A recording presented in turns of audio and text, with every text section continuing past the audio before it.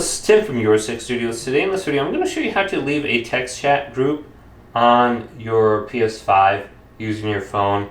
So sometimes this can get really annoying.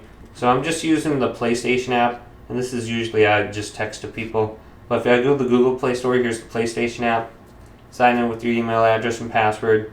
Swipe down from the left, and you can see everyone you've ever really spoke to. Going down to the text chat, that's really annoying. And you can hold down on it, and there's an option to leave the group right here. Most of the time I just turn off the notification, and then you won't get anything from them anymore. You won't see it. Otherwise you can leave group right here. So somehow I got added to super long text change. So I'm leaving that group. So you can decide if you want to leave the group or turn off the notifications. Looks like I can't leave the group, so I'm stuck in it. So I'll just turn off the notifications instead. And you can do this from your phone or the PS5. Very easy. Well, hopefully this video did indeed help you out. If it did, leave it a big thumbs up and subscribe to my channel down below.